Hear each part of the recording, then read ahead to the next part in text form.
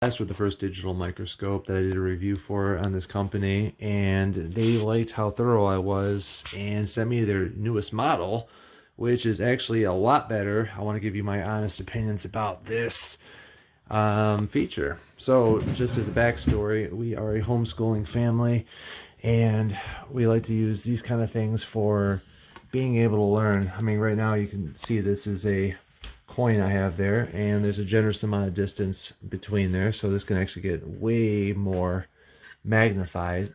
This is a Sole that we got when we were hanging out in Peru, and it's cool because you can see things a lot closer in detail that maybe you wouldn't, maybe not so much in this angle. I have to put it down, which I guess would be a good time.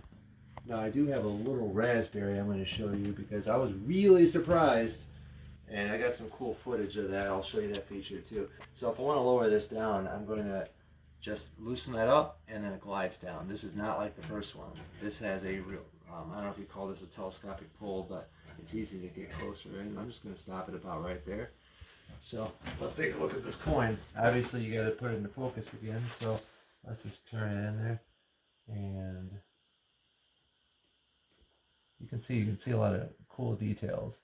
And this is just a side note, but I like to draw, and sometimes if I'm looking at an object, I want to be able to pick up the fine detail. And you know, details like this would be practically impossible. Let's say I wanted to draw that llama right there. Well, that shape, I can't imagine trying to transcribe that image on paper from looking at the coin. So if I had it on the screen, that's a lot easier to look at. Now I want to show you this raspberry. This is like wild raspberry that we just have growing around our property. And I was pretty amazed by how far this thing can go in. So this thing is pretty powerful. Let's see if I can open that up, because there's like a cavernous inside right there. So I'll focus in, and you can see on these three-dimensional objects, you could just go on the different layers. I can't, oh, you know what? There's like liquid or something in there. Maybe I could splay it out a little bit. Oh, it's because it's got berry juice. I do have footage of me doing this earlier, and there's some little intruders I want to show you.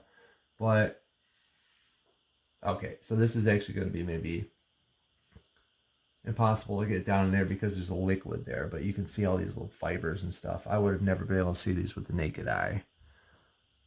And obviously you can focus into different parts. But I guess that's a good time for me to go to one of the other features.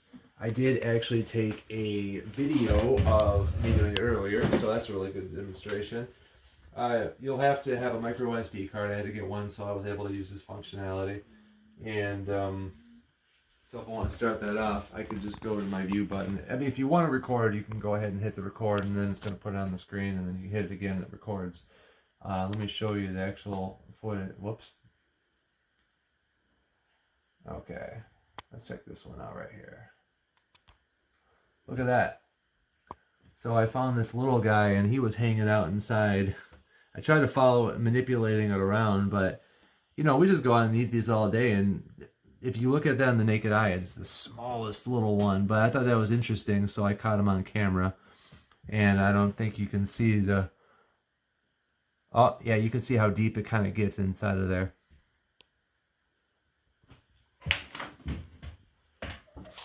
Pause. Oh, actually, I caught this part right here. You can see how there's the inside of that. And he was kind of burrowing down. Oh, it's repeated. Okay, so I'm going to take a look at this. I do a lot of microelectronics, so I want to take a peek at these solders, and I'll put this under here. But I want to point out that you got a couple different light sources. This can actually get fairly bright. Obviously, nothing's popping on the screen because it's not in focus. But if you want additional lights, or if you want to change your lighting, there's also a little one to control these little ones individually as well. So your power supply is going to connect right from the head. This is the part that you would charge, and I'll take this off of here so you can see that it actually doesn't have to be connected to the stand. And then that will power these lights. So I don't have anything plugged in right now. I don't have this connecting to a screen. My computer, that's one of its biggest features, is because that this screen is fairly big for you to be able to see, and not have to rely off of putting it in a computer or something like that. So I'm going to focus in a little bit and take a look at my earlier solder work. I need to find the focus. All right, so there we are. So those look like all right solders. You can definitely use this while you're soldering as well. If you need to get, for a component like this, I might not have to worry so much about that, but once it gets really small and you need to be precise, I think I saw one of these is, yeah, like look at that. That's hanging on by a thread, I can tell. I didn't necessarily notice that, but that's barely on there, so luckily this doesn't, luckily this works, so it's not a big deal. So this goes pretty high too. You could micro adjust it with these little knobs, but you know, if you just relieve the tension here in the back, you could just lift it up. And I don't have to worry about this thing falling off either because it's got a little automatic stopper. Like I pick up the whole machine like this and it's gonna stop, so you don't have to worry about that.